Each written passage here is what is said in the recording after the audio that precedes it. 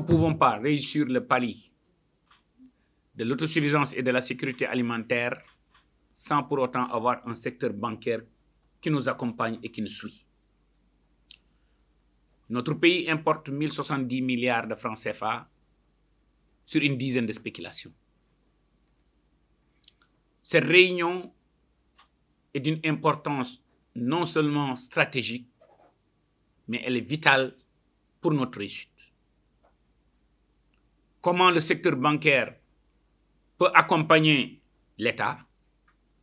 Comment le secteur bancaire peut accompagner et financer les différentes filières? Le riz, on importe 1,4 million de tonnes de riz. Le blé, on importe 860 000 tonnes de blé. Le maïs, on importe 450 000 tonnes de maïs. L'huile et les oléagineux, on importe plus de 200 000 tonnes d'huile. Le sucre, on importe plus de 200 000 tonnes de sucre. Les fruits et légumes, on importe plus de 347 000 tonnes de fruits et légumes. Le lait, on importe plus de 100 millions d'euros de lait.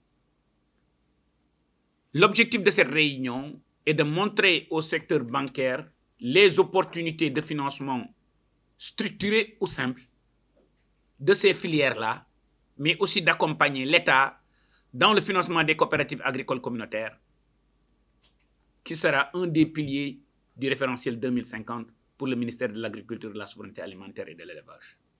À raison de 200 hectares par 4 sur les 525 communes rurales du pays, si vous le multipliez par 14 millions d'hectares, on parle de 1470 milliards, seulement pour le financement des coopératives agricoles communautaires.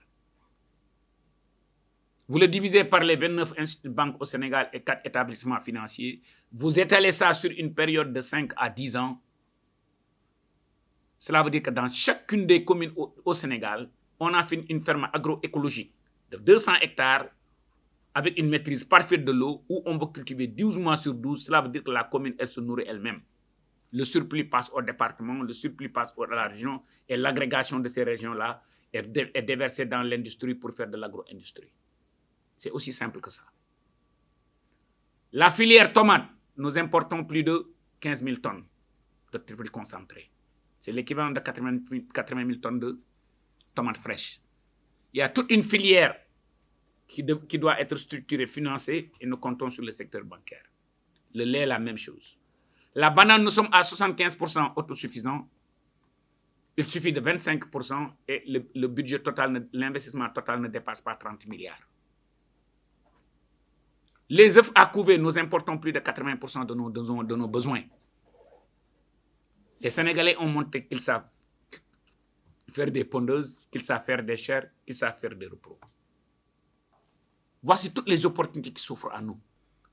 Le secteur bancaire a prouvé à travers le financement de la campagne agricole passée que non seulement vous êtes en mesure de le faire, vous êtes envie de le faire et vous êtes décidé de le faire, parce que si je comprends très bien, il y a une dizaine de banques qui sont venues nous accompagner pour le financement de la campagne de commercialisation.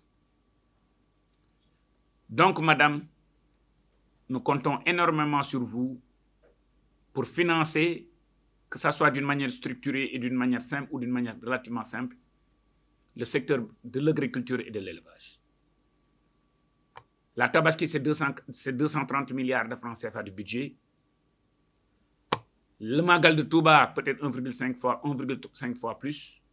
Et tout ça, j'ai l'intime conviction qu'on peut structurer, qu'on peut innover en faisant des instruments financiers modernes, adaptés à nos réalités, adaptés à nos besoins, où ce sera un gagnant-gagnant. Gagnant-gagnant veut dire moins de NPL pour les banques, plus de revenus, plus de EBITDA et aussi un financement relativement structuré et abordable pour notre économie.